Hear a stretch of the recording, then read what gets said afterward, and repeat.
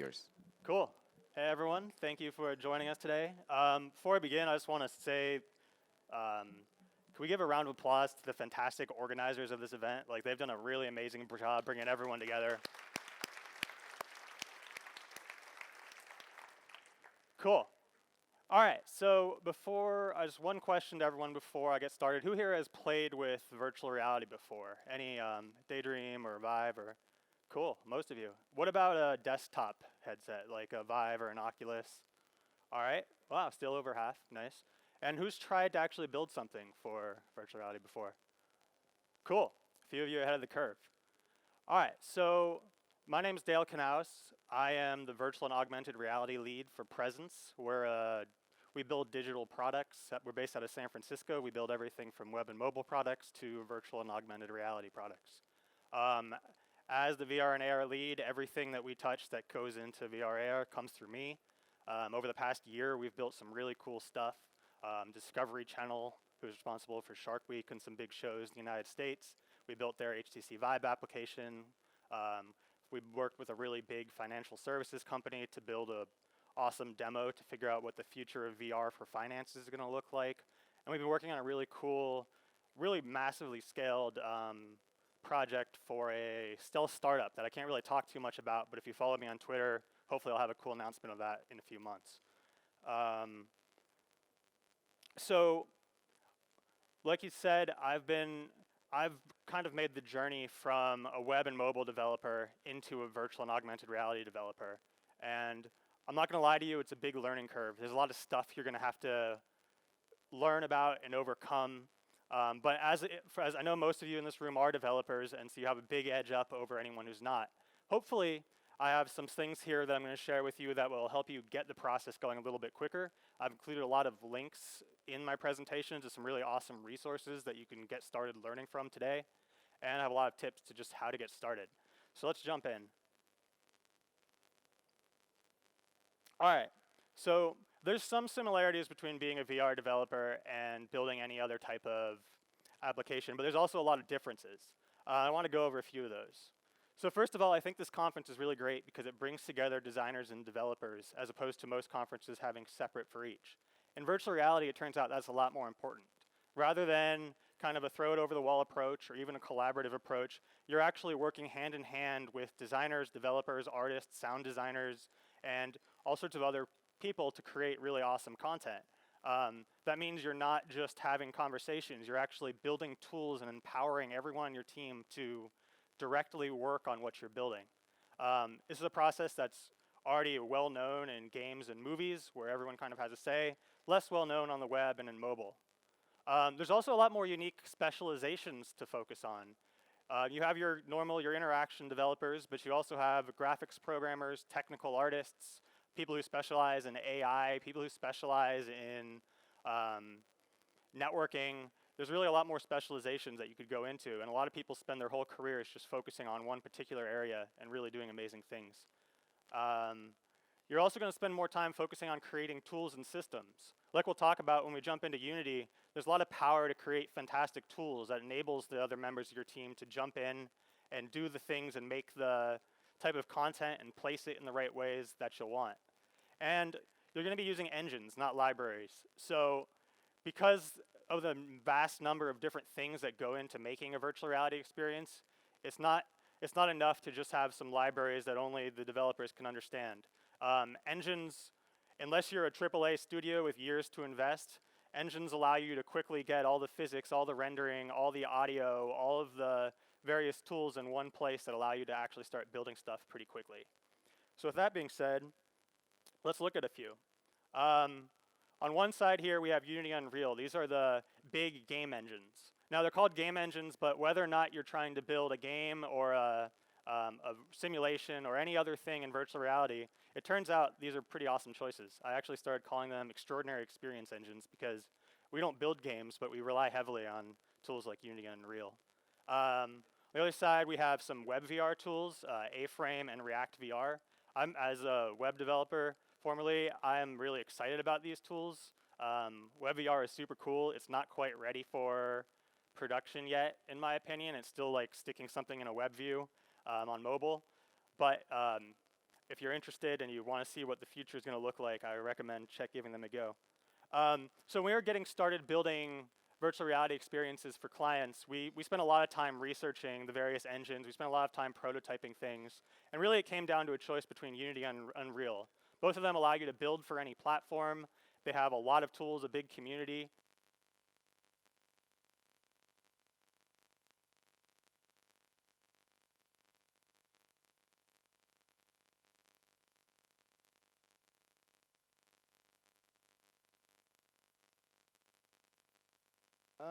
It's turned red. Let's see. All right, guess we're switching. Oh, did it start working again? Just after I took it off.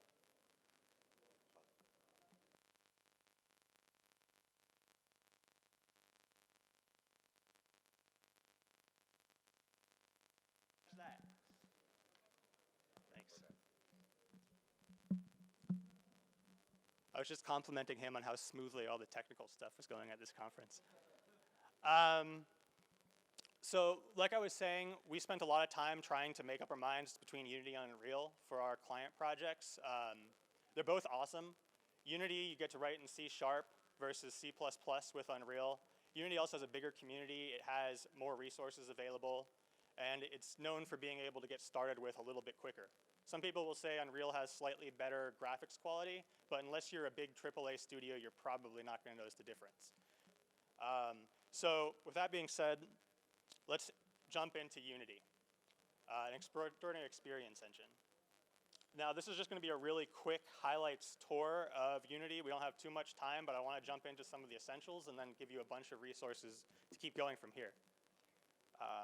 So like I said, Unity actually will make native builds for pretty much any platform that you want to support, whether you're targeting mobile VR, desktop VR, or even augmented reality like the HoloLens or the Meta. Unity has direct relationships with all these companies and supports each of them pretty well. Now, I will caveat this. Just because you can build for anything doesn't mean you can build for everything. What I mean by this is the optimization requirements for something like Daydream or Cardboard are going to be dramatically different than your requirements on Oculus or Vive. The SDKs also, unfortunately, don't always play too well together. So, oops, connection lost. Oh, man. All right. But with a little bit of fighting, you can actually have one project where you can build for a lot of these platforms at one time, which is pretty useful when, at this point, no one really knows who's going to win the headset wars, and new platforms are coming out all the time. So this right here is pretty close to what you'll get when you open up Unity for the first time.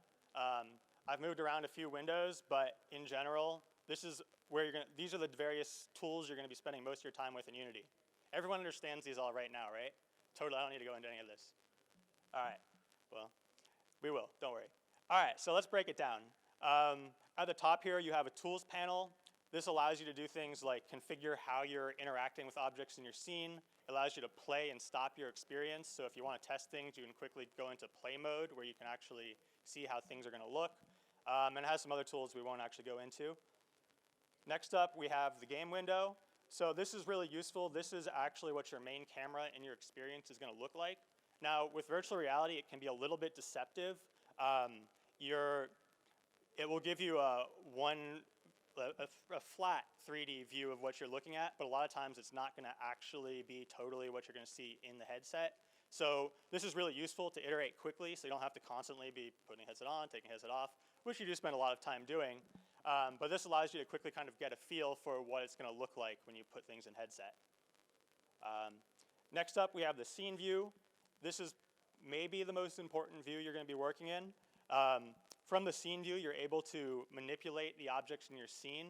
So meaning if I have a few walls and I want to put them together to form a building, I'm going to use this to move the walls around, scale them up and down, and do everything else I need to actually create my scene or experience looking and feeling how I want it to.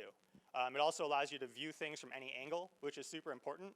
A lot of times things will look great from one angle, but then from every other angle will look terrible. So you want to kind of move your camera around, see what's going on. be able to get a feel for that pretty quickly.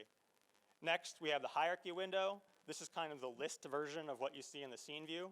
It allows you to look through everything pretty quickly and get at exactly the component you want to work with.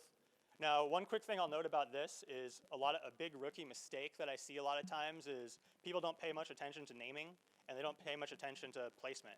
So the hierarchy kind of works like a folder system, which makes it really effective when you have hundreds or thousands of things in your scene and you want to find something pretty quickly. There's a search system, but you can actually use empty objects in the hierarchy to group and place things for easy finding later. So the more experience you get, the more time you'll spend naming the objects in your scene and placing them in the right place so they're easy for yourself and your team to find. And then finally, over here we have the inspector window. This is pretty cool and pretty powerful. So everything in Unity is what's called, almost everything in Unity is what's called a game object. That's essentially an empty container to put components on. I have here this camera selected. Now every game object has transform by default. If you know your linear algebra, I'm sure all of you do. A transform is a way of manipulating your objects through position, rotation, and scale, and it essentially dictates where your given object is in space and how it's scaled, how it's rotated. We'll go into that a little bit more. And then after that, you can place any components you want onto it. So this main camera here, which comes default, has a camera component on it, which actually just by putting this script built into Unity on the component, you're able to get all the capabilities you would with the camera. You can see there's a bunch of editable properties here, and it turns out it's really cool when we get into custom scripting. You'll see these are all kind of used for any script, but it lets you quickly change things directly from here without having to modify any code. Now, I mentioned earlier, designers and artists are going to be in here working on your, working in Unity right here along with you. So by having these properties editable in here as opposed to just in scripts, you're able to give people who aren't necessarily coders the power to manipulate what you've written for their specific needs. And then you're able to add more components directly in from here. So then we have a console, just like any other developer console. You'll see all your errors and logs and all that fun stuff in here. And then we have a project window, which is essentially just your file system. Makes it easy to sort, preview, and find the things you're looking for to put them in a scene. Then we have a whole bunch of other windows. I won't get into what all of them do, but essentially the cool thing about Unity is there's all sorts of tools built for all sorts of use cases. I don't even know half of the windows probably within Unity, but I use a lot of them on a regular basis. Even cooler, Unity exposes everything they use to create these tools to you as a developer. So let's say you want to create a custom tool to do things like control all of the animations in sequence in your experience. Well, there's actually a pretty cool one built into Unity as of the next release. But for now, we just had a project that we built where we built, using the same tools they used, we built a custom animation controller that we were able to just place as a normal window in Unity and use it just like we'd use one of the built-in ones pretty easily. I'll also note that, and actually we'll go back a slide for this, all of these windows are totally configurable. So you can control where they're placed on the scene or in the window, how big they are, how small they are. One of the big useful things that I see that a lot of beginners don't do is they just kind of leave the default configuration. But it turns out by just kind of spending a little bit of time configuring the way everything's set up for your particular task, you could actually be a lot more productive. For instance, if you want 4 scene views so you can see your experience from every angle that you're interested in, you could just set up 4 scene windows, have them side by side, and you'd always be able to see it without having to switch camera controls. All right, so quickly dive into scripting. What you'll see here is my awesome script. It inherits from a mono behavior, which is kind of the base class that everything inherits from in Unity, or almost everything. And I've included a bunch of public properties. Now, what's cool about this and why I included them is you'll see in the other picture we have a part of an inspector. So just by declaring something as public in my script, I now have it available in my inspector for anyone to use. Depending on what type it is, it will serialize to the correct type in the inspector. So you want to, for instance, you want to give a designer control of how fast the character moves in the experience. You set a speed, you set a public float of speed. you set a default number for it, and then you let the designer just change it to whatever they want and save it. That way, when someone high up says, hey, we actually want this character to move twice as fast, you don't have to do anything. You just say, all right, well, change it. I've also included, every mono behavior has a whole bunch of lifecycle methods. I've included a bunch of them here. I won't go into them, but there they are. And then building for virtual reality, super easy. There's one checkbox and then a little drop-down that you choose which platforms you're interested in. Though, however, that's just kind of the basic functionality. Each of the headset makers provides a custom SDK for a bunch more functionality. So I've included links here. I'm actually going to be posting all of this presentation on Twitter, and also have a link at the end of this presentation. There's going to be a bunch of links to cool resources, so don't feel like you have to capture them all now. You'll be able to go back and get them afterwards. All right, cool. So you're going to need to know a lot of things as a Unity developer. So let's go into a few of them. First of all, you're going to need to know the Unity fundamentals. Unless you're already an expert from the first set of slides, which I'm sure you all are, you're going to need to know a bunch of things. Obviously, the basic scripting, mono behavior API, and lifecycle stuff, what each Unity window does and how it works, just being familiar with all of them. How to use the systems that interest you. So for instance, there's all sorts of cool physics interactions you can use. There's all sorts of animation work. There's particle effects that make things glow or make cool things happen when you click a button or you use your laser pointer. There's a pretty comprehensive UI system. There's networking stuff. There's all sorts of cool systems that you might be interested in. So knowing a little bit about what's available to you and how to use them is pretty cool. And then some basics around debugging and profiling, the usual development stuff. So I've included a bunch of great links here to get started with. Recommend going through a few of them as your kind of first step into Unity. Of course, you're going to finish them, and like most people do, try to actually build something and realize, oh shoot, actually, I really still have no idea what I'm doing. So let's go into some more detailed stuff to get you going. So if you don't already know C#, it's your normal object-oriented language. Unity actually has other few languages that you can use by default, including something that kind of looks like JavaScript, but the majority of the community uses C#. And even though I'm an actual lover of JavaScript, I also use C# just because it's really the Unity way of doing things. You're going to want to know object-oriented programming. I'm sure all of you do already. You want to know about coroutines. Entity component systems is something you'll see come up all the time in VR development and game development in general. And then object pooling, just another pattern that you'll see, performance optimization pattern that you'll see a lot. And so again, a few great links here to get going with there. All right, so 3D graphics. Now, 3D graphics is an amazing, wonderful, and horribly complex field, and there's an infinite number of things to learn. Just a few basics to get started with. You're going to want to know about the 3D coordinate system, if you're not, or otherwise the Cartesian coordinate system. You're going to want to know about textures, vertices, faces, polygons, meshes. This is everything that goes into actually constructing a 3D object. You're also going to want to know about shaders. Now, a word of caution about shaders. They're pretty much one part math, one part pixie dust, and one part black magic. There's some pretty complicated bits of code written in a special language that allow you to do all sorts of cool things on a pixel by pixel or piece of geometry by piece of geometry level to allow you to do all sorts of amazing stuff. They're also horribly complex, and your average developer, even VR developer, does little more than maybe potentially edit them. There's some group of geniuses that actually can do wonderful things with shaders. If you're ever bored, there's a site called shadertoy.com that has some insanely amazing things you can do using just math. So it's pretty cool. And then 3D modeling. You probably won't do 3D modeling as a developer, but knowing the basics and being able to at least put together a few basic things will really take you a far way. Blender is a free 3D modeling tool that a lot of people use to get started with.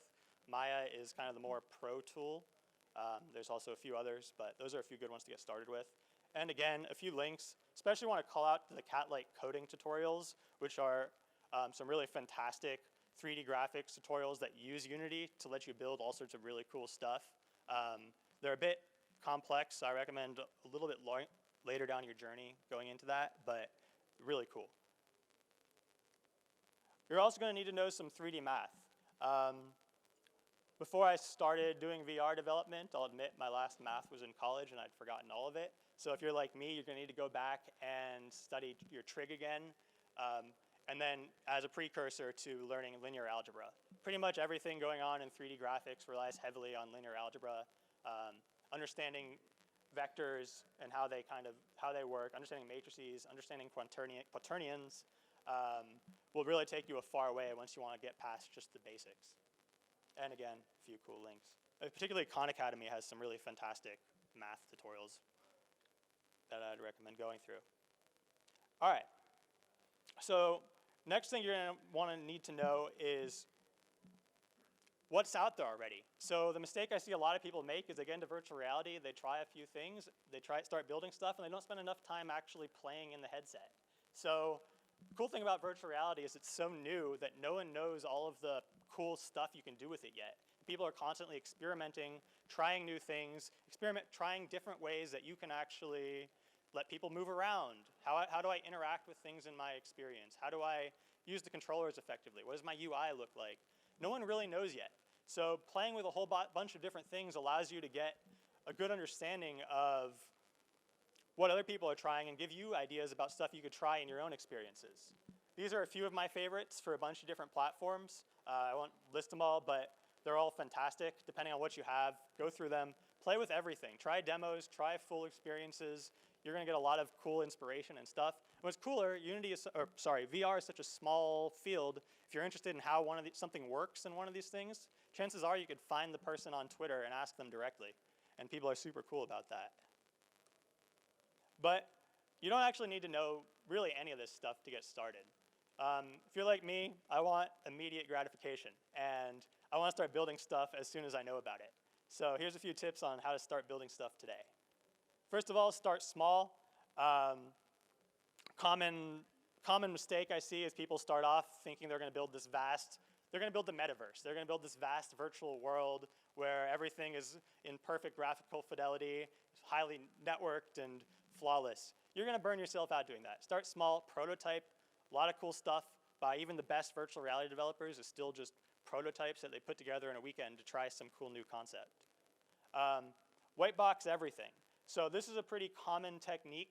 It turns out that the interactions for controlling these three colorful cubes, all the development that goes into them is actually pretty much identical to the development that goes into building this beautiful, crazy dystopian world we see on the other side here. You can actually build out your whole experience or your whole game without having any 3D models. I just put those 3 cubes in there in 2 seconds, and I could build all the interactions exactly how I'd have them with the 3D models. And when I'm ready and I have them, I could just plug in those, and it's going to work exactly the same. So when you're getting started, don't worry so much about not having really great assets, because you don't need them. You could do everything you need pretty straightforward without them. Next up, use awesome open source libraries. So Unity has this weird culture of the Unity asset store allows you to buy all sorts of libraries and assets. Unfortunately, you have to pay for a lot of them, which, as coming from the world of open source, took me a long time to get used to. I now do, because there's some amazing work being done, and it saves us a lot of time on projects. But I really still love open source. Now, fortunately, there's a few open source libraries that are pretty much head and toes above everything else for VR development. VRTK is probably the most prominent of these. It's a fantastic library for, so it's definitely Oculus and Vive. I think they're adding Gear and Daydream support. I'm not sure where the status of them is yet, but it lets you do everything you need, including movement, laser pointers, locomotion, interaction systems, and all these really hard problems they've solved in the library that you could just include and get going with right now. Likewise, Newton VR has a really complex physics interaction system. They actually turn out to work pretty well together, but I'd recommend, if you're getting started with a VR project for any of the platforms that VRTK supports, you're going to want to put it in there, unless you have super special requirements or you're on a big team where you can afford to develop everything they have themselves. Now, you are going to want to use pre-built assets and libraries eventually. So there's a lot of great free ones out there. That cool futuristic picture I showed off earlier was just some free 3D models I got from the Unity Asset Store that I could use in any experience. They have all sorts of great stuff. Sketchfab and TurboSquid, a bunch of great 3D models you can either buy or just get. Freesound.org, so you need sound effects or background audio for your experience, get it there or in the asset store. And there's a bunch of others like this. You don't have to spend any money. You could often get some really cool free assets. Or make really good friends with a 3D artist. That's another good approach there. You're also going to want to find great community for help. So there's a few great Slack groups, which unfortunately I don't have links to, that have helped me immeasurably as I've kind of made my progression. I recommend looking for VR devs or the VRTK Slack and asking questions there. Fantastic resources. The Unity 3D subreddit is great, and the Unity forums is also pretty good. Cool. So I want to kind of conclude with the 7 habits of a highly effective VR developer.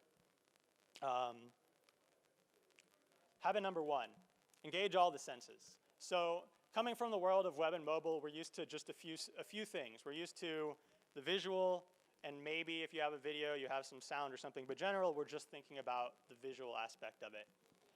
In VR, we have so much more possibilities. When we pick something up, we want it to have some tactile feel to it. We want to actually know we're feeling it. When I put it down, I want to hear that satisfying clunk of it being put on the ground or on the podium. So I think a lot of people make the mistake of seeing VR as a visual medium because they see the big bulky headset. But just as important to a really awesome VR experience is, what does it sound like? Is the sound actually using spatial audio that makes me feel like I'm actually in a room and that the sound waves are bouncing all about? Of course, what does it look like?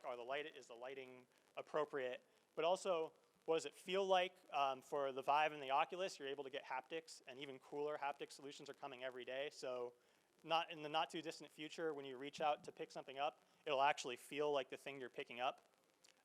There's even work being done with taste and smell. Now, I don't know if that will ever become a thing, but in general, in your experiences, the more realistic and the more you can match the expectations of the user, the more immersive and the greater states of presence you'll be able to add to the user. So you want to focus in your experiences on engaging as many senses as possible. Next up, build tools that empower your team. I showed you some of the tools that Unity has built to empower people to work quicker, but chances are your project is going to have some really custom needs that you're going to need to account for. One of the greatest things you can do to get your project going quicker is build tools directly in the Unity editor or otherwise that enable you to do that. Pretty much every project we work on, we identify at least 1 or 2 tools that will make it easier for instance, the 3D artists to bring in their work, or us as developers to just move a little bit quicker. So that's a big productivity gain. Next up, optimize early and often. Virtual reality has some pretty high requirements right now in terms of targeted frame rates in order to not make people sick. So you're aiming for about 90 frames per second on like desktop VR and 60 frames per second on mobile VR. Now, unfortunately, it also has really high rendering costs since it's rendering 2 times in most systems. So you're going to want to optimize early and often. This isn't something that you can just put off for later on the line and solve it later. If you're not focusing on making sure that all of your art assets are low enough on poly count and are optimized enough for your experience, if you're not focused that your scripts aren't doing all sorts of crazy stuff from early on, you're going to get to the end of your project and realize that you just can't ship. You don't have anything you can use yet. So using the profiler early, working with artists if you have them to make sure they're optimizing the poly count of their models. Good story there. On a recent project, we were working with a 3D artist who had spent a lot of time doing 3D modeling for film, where they don't care because they're not doing real-time rendering. So they gave us these beautiful models, but they were massively too large and complex for the experience. We ended up having to cut them by, just dramatically reduce the amount of polygons in the models to go from anywhere near a reasonable frame rate. So making sure you're working with your artists and internally focusing on optimization early is super important. Having said that, taking risks and prototyping ideas is critical at this stage in VR development. The fact is, nobody knows what works yet. Nobody knows whether your idea is going to be cool or not, and just drawing it on a piece of paper isn't enough. I've had a lot of times where artists will give me this beautiful 3D sketch, or not 3D, 2D sketch of how this feature should work inside of VR. It'll just be amazing and all shiny and fancy, and then I try to implement it and it falls flat. The only way to know whether or not something is gonna work is to actually try it in VR. That means that you're gonna be spending more time than you might be used to prototyping stuff and throwing out a lot of the stuff you're prototyping. So, having said that, don't be afraid to take risks. Don't be afraid that just because you haven't seen it in another VR experience doesn't mean it's good. There's all sorts of opportunities to really create fantastic stuff that will be used by everyone going forward, but you can only do that by taking risks and trying really cool things. So this is the only exception to the optimize early. When you're focusing on prototyping, obviously no optimization necessary. Spend more time in VR. Like I said, you should be spending as much time as possible trying other people's experiences and as much time as possible in your own experience. It's amazing to me seeing some people who aren't familiar with this type of workflow trying to work on a VR project only to discover that since they've spent the whole time viewing everything in a 2D way, when they put on the headset, after maybe even months of development, they're surprised by what they see. Why is that? VR, as soon as you put on the headset, it's a radically different, everything's gonna look and feel radically different than it does in a 2D plane, like a monitor. So you should be spending as much time as possible, whether you're a developer or a designer or anyone on a VR project, actually in the headset, trying things and making sure that everything feels exactly how you want it to. Next up, get help from the VR community. Small community at this point, everyone's super friendly. I've contacted many of my heroes, essentially people who are building really great virtual reality stuff, and everyone is super psyched to help out, to give advice, even to point you in the right direction if you're having problems with a bit of code, and you will have a lot of problems with bits of code. So don't be afraid to reach out to people in the VR community. Don't be afraid to get involved, to go to conferences, and to find groups where you can ask questions and get help. And then finally, have fun and build what excites you. Virtual reality is awesome. In case you couldn't tell, I'm truly in love with it. I find something new and cool and exciting every day.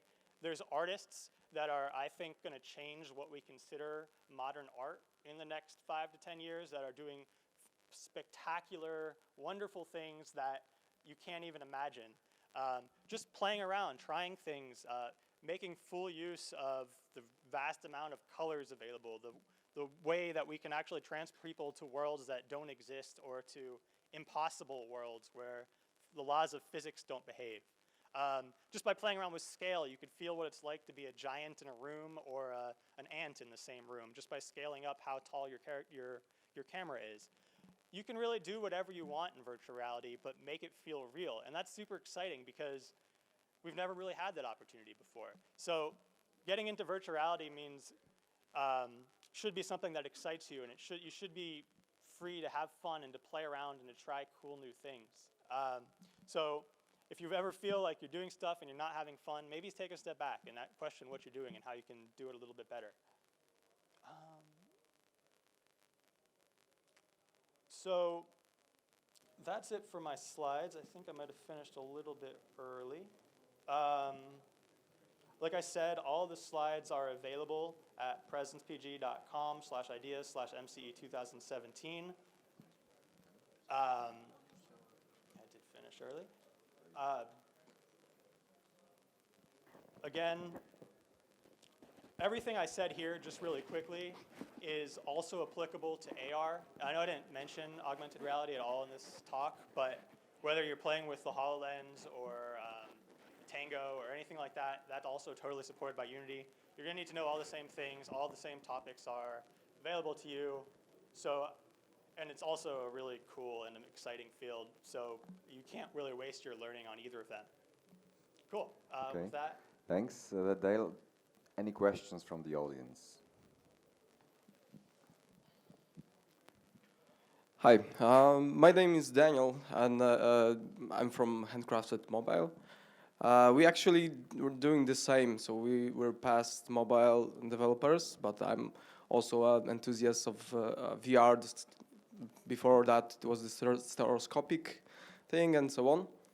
My question is regarding the prototyping and designers. So how do you deal? You said that your designers work also in Unity, that they are like working with the same tool. So how do you deal with providing like how do they work with the Unity and in terms of control version? Like for example, do they commit, do they create scenes, or do they pass that by themselves, or do developers always need to be with them? And my second question is a little bit on that. How do you deal with scenes, like working together with with the multiple developers? How do you deal with merging scenes when few developers need to work on the same scene and the same objects? Yeah, great questions. So first of all, we actually work with a lot of different design and art agencies. So we don't have in-house teams, but so it turns out a lot of people aren't used to working with the workflow of actually getting designers into Unity. So a lot of times the first thing we do when we'll kick off a new project is actually sit down with designers who are interested. There's sometimes some resistance, but the designers who are interested, show them Unity and start working with them right away on a workflow that works for both groups. So my general approach is depending on the project, most of the time we'll use GitHub, sometimes Git. It's not always best for every project, but I'll actually sit down, explain the fundamentals of Git, and have a workflow where every single change they do requires a separate commit. Now, it's a little bit overkill, but particularly for people who are new with Git, it's kind of essential to make sure nothing breaks. But we do actually getting them committing directly to Git, usually using a source tree or another GUI. And after a while of hand-holding and just kind of sitting with them and kind of explaining the basics and getting them comfortable, a lot of the designers we work with actually find that they prefer it over having to manually ask for each change that they want. In regard to merging scenes, so this is actually a big annoyance with Unity. Is merging is sometimes a nightmare. There's a few things that we do to make it less of a nightmare. So this is for anyone, I don't know if there's some non-developers in here, but we have everything checked into version control, so it's always the latest state. We could always revert. However, because of the way Unity serializes your scene data, you can't always, merging when two different people have worked on the same scene can be a nightmare. There's a few things you can do. You can turn on text serialization as opposed to binary serialization. Makes it a little bit easier to see what changes have been made. There's some degree of trying to not work on the same scene at the same time. So a scene in Unity is essentially one set of work that you can, so think of it like a scene in a movie. So each set is a little bit different. So if possible, we try to not let people work in the same scene. There's also relying heavily on prefabs. Prefabs are kind of groups of functionality that you can operate separately from the scene they're in and then use them multiple times in different scenes. And that makes it a little bit easier. So if you're just working on a prefab, you're not actually altering the scene itself. And then some just trial error, making sure people are there for merges so you're not stepping on each other's toes. But unfortunately, it's always going to be a little bit of a pain. Okay, I've got another question if I can. Have you tried, the Unity, I think, tries to provide some kind of tool for that. I'm not sure the name, but it was something kind of Merge Magic or something like that. For merging scenes they called it in a semantically proper way or something like that. So have you tried that or not? No, never tried it. Okay. I'll have to check it out. Thanks. Okay, thanks. Okay. Any other questions? Yes. Hello, thank you for your presentation. And I got a question about the financial aspect. VR is fun, exciting, but it's still a pretty niche area. And creating the good VR product is a ton of work. Do you got any tips how to make a project viable?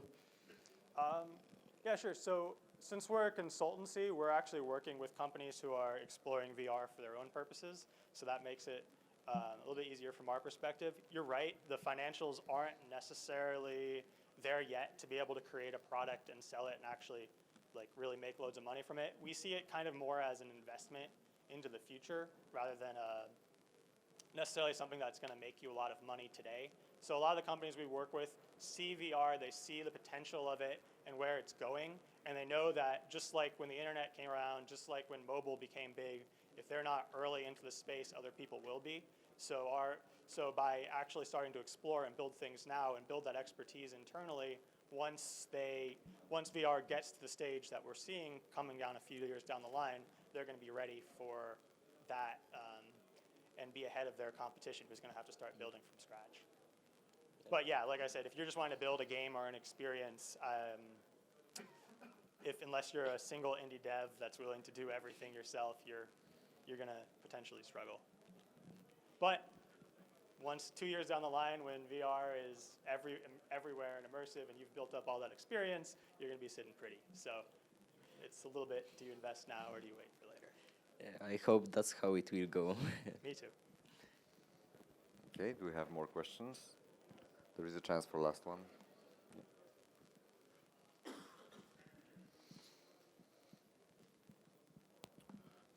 Hi, can you maybe tell a little bit more about the research that's being done right now to, let's say, conquer the problem of people getting sick when using VR, head spinning, etc., those side effects? Yeah, sure. So for anyone who doesn't know, early VR had a lot of problems with making a lot of people very sick. It turns out, so there's a few things. Sometimes we want to do cool stuff in VR that would probably actually make us sick if we were moving in crazy ways in real life. So we're kind of dealing with something where if we're trying to replicate reality and something in reality would make you feel sick, it's also going to make you feel sick in the headset. And then there's another class of problems, things like movement, how quickly you move from place to place and what's the motion of that movement and how much that will actually, if you move too fast or unsteadily or like your roller coaster type of thing, you actually could make a certain percentage of people pretty sick. A lot of the tools that people are using to fight that are, for instance, a lot of VR experiences you'll see, we call it like coin toss or Bezier curve locomotion, where instead of a constant motion from one place to another, it's kind of like a teleportation. So I'd say, I want to go over there, and it just instantly blinks you over there, eliminating the problem of that type of movement. But it does still require a lot of just play testing and a lot of trying different things and making amongst a lot of different people, because some people get sick from things and some people don't.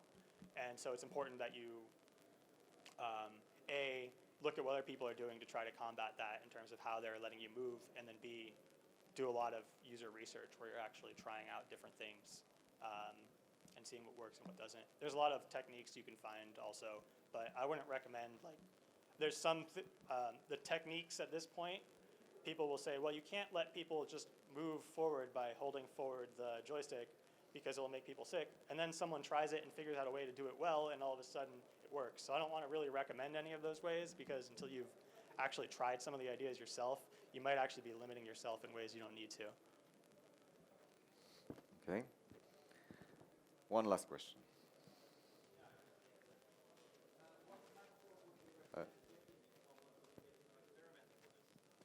Just Cool. wait. Yeah. So he asked Can you repeat the question? Yeah, I was about to. Go. Yeah, he asked what platform would I recommend getting to start experimenting with. I think that the HTC Vive would be the perfect platform at this point, because it points not just to where we are, but where we're going. It allows full room scale, meaning that I could, just by setting up my 2 lighthouses, I could move anywhere in this space and I'm perfectly tracked. The controllers are pretty good. I think the Oculus Touch controllers are a little bit better. And just overall, it's a pretty powerful system and a pretty modifiable system. So I would, if at all possible, I would go with the Vive. If you're, for whatever reason, limited to mobile, I really like Daydream. So depending on your budget and what you're trying to do, that might be a better fit. Though I think we're going to get to a point where everything relies on 2 controllers or just tracked hands, and everything relies on fully room scale, as opposed to your mobile headsets right now, which are not tracked and only have 3 degrees of freedom as opposed to 6. So Vive or Oculus, best. Daydream, next best. Okay. Thank you, Dale. for a very good presentation for explaining how to start with VR. I have one announcement. At 3 p.m. there was a talk cancelled because Etienne Caron from Canada, he couldn't come. But we managed to work out a solution where he will do this talk remotely. So at stage 3, his talk is back. So you're invited. This is talk about AR and Tango. So you will be able to take part in the talk anyway. And Etienne will be there to answer your questions as well remotely. So go and check out this talk at 3 p.m. Thank you once again, Dale. Give a round of applause.